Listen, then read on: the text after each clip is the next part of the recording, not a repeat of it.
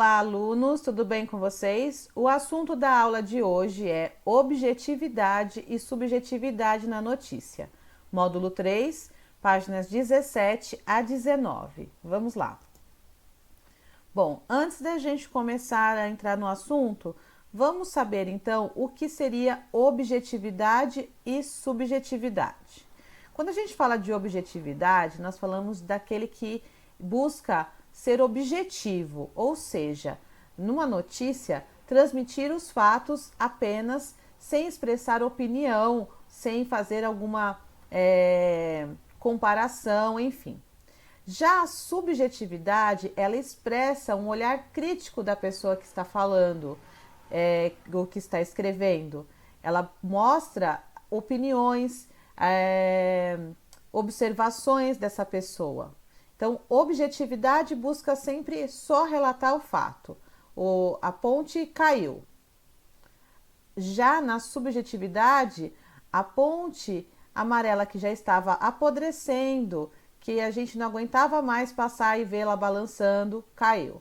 Percebem que relatei o mesmo fato, porém com duas perspectivas diferentes, uma mais objetiva e a outra usando subjetividade. Então vamos agora para o assunto da aula. O jornalista costuma rastrear acontecimentos e apresentar informações no dia a dia de forma ágil e direta, podendo ou não demonstrar seu posicionamento em relação ao que noticia. É isso que você vai estudar nessa sessão. 1. Releia 2 trechos da notícia. Comunidade se organiza e transforma lixão em área de lazer. Há 40 anos, o terreno baldio, próximo ao Colégio Vital de Donete, na cidade dos funcionários, vinha sendo utilizadas como lixão. Os materiais depositados pela própria comunidade por carroceiros eram recolhidos em partes por caminhoneiros da prefeitura que passavam todos os dias. Há 5 anos, Miriam Espíndola, diretora do colégio, tenta organizar a situação do local. Na época, fizemos um abaixo-assinado e encaminhamos para a prefeitura, mas nada aconteceu, reclama. Este ano, o lixo já se acumulava na rua, obstruindo a passagem dos carros em uma das vias. Foi diante dessa realidade que a diretora decidiu unir-se à comunidade e tomar uma atitude para transformar o espaço. Bom, no texto B, em uma atividade na disciplina de geografia, eles foram até o terreno e estiveram em contato com a situação degradante do local. Então, percebam que nesses 2 trechos temos aqui algo que foi destacado: situação do local e situação degradante do local. Em que pessoa do discurso esses trechos foram escritos? Então, tanto o primeiro trecho quanto o segundo trecho, eles estão escritos em terceira pessoa. O que esse emprego caracteriza caracteriza em textos como esse? A notícia, ela é um relato, né? Ela é contada. Alguém está contando um fato que aconteceu com outra pessoa. Então, não é um fato que ele participou. Então, por isso que é característico o uso da terceira pessoa. Com base na expressão em destaque, escreva a qual dos trechos acima, A ou B, cada uma das afirmações a seguir se refere. Então, vamos lá. Lembrando que estamos falando de situação do local e situação degradante do local. A jornalista apresenta os fatos e, de forma subjetiva, posiciona-se em relação ao que estava acontecendo ao empregar um adjetivo que demonstra a situação em que o local se encontrava. Bom, nos 2 casos, o único que aparece um adjetivo é no caso B, situação degradante. Essa palavra foi acrescentada pela repórter, pela jornalista. Então, essa é impressão dela, foi um adjetivo dado por ela. Então, nesse caso aqui, nós vamos colocar a letra B. A jornalista somente apresenta os fatos com objetividade, sem expressar seu posicionamento em relação a como o local se encontra. no trecho A, situação do local. Perceberam a diferença de objetividade e subjetividade? Então vamos lá. A objetividade é empregada pelo jornalista que expõe os fatos sem apresentar sua opinião em relação ao assunto tratado. Já a subjetividade ocorre quando o jornalista opina de forma implícita ou explícita sobre a realidade retratada. Não é o ideal a exposição da opinião de um jornalista ao relatar uma notícia. A notícia ela tem que ser o máximo objetivo possível para que o próprio leitor chegue às suas próprias conclusões e não diante da visão do jornalista. 2. Leia outra notícia e responda às questões. Restaurante combate desperdício, criando pratos incríveis com alimentos que iriam para o lixo. Anualmente, 1,3 bilhão de quilos de alimentos são desperdiçados em todo o mundo. Isso é equivalente a praticamente 1/3 de toda a produção mundial. É muita coisa indo para o lixo. Isso sem falar do desperdício causado durante todo o processo, como a água que foi inutilmente usada e todo o CO2 gerado.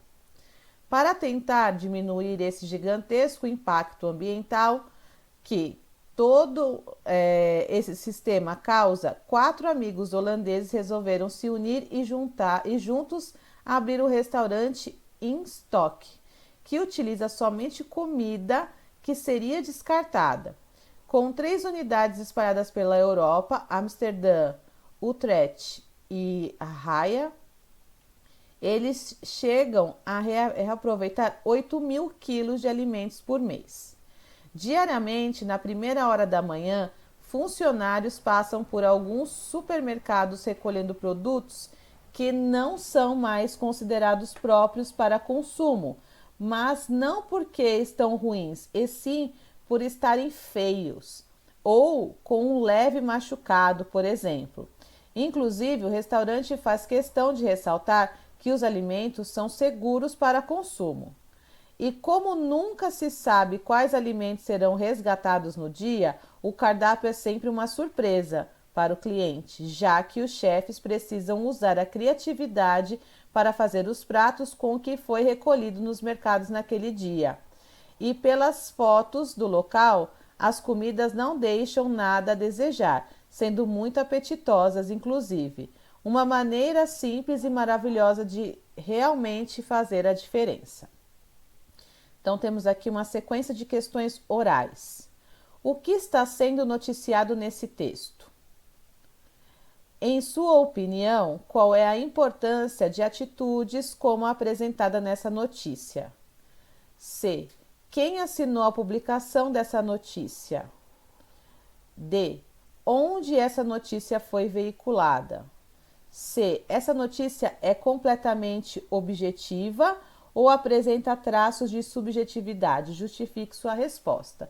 Então, para responder a C e a D, é só olhar essa indicação de fonte aqui e a letra C, observem. Na minha leitura, já deu para perceber que existem algumas subjetividades, sim, aí no trecho. 3. Releia um trecho da notícia. Para tentar diminuir esse gigantesco impacto ambiental que todo esse sistema causa, 4 amigos holandeses resolveram se unir e juntos abriram um restaurante InStock, que utiliza somente comida que seria descartada. Letra A. Com que sentido o termo em destaque foi utilizado nesse parágrafo? Gigantesco. Para indicar que se trata de um ambiente muito grande, para indicar que se trata de um impacto de grandes proporções ou para indicar admiração em relação ao acontecimento. Letra B.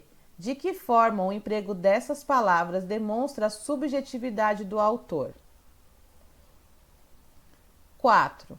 Nos trechos abaixo, escreva S naqueles que apresentam subjetividade, ou seja, posicionamento do autor, e O para nos que apresentam objetividade, somente os fatos. Anualmente, 1,3 bilhão de quilos de alimentos são desperdiçados em todo o mundo. Isso é equivalente a praticamente 1/3 de toda a produção mundial. Será que aqui tem subjetividade ou apenas objetividade? Vocês vão marcar aqui com S ou O. É muita coisa indo para o lixo, isso sem falar no desperdício causado durante todo o processo, como a água que foi inutilmente usada e todo o CO2 gerado. Será? Vai marcar S ou O aqui.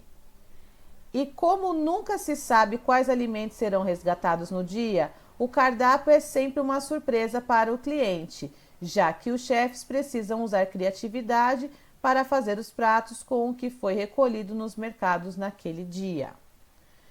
E a última aqui. E pelas fotos do local, as comidas não deixam nada a desejar, sendo muito apetitosas, inclusive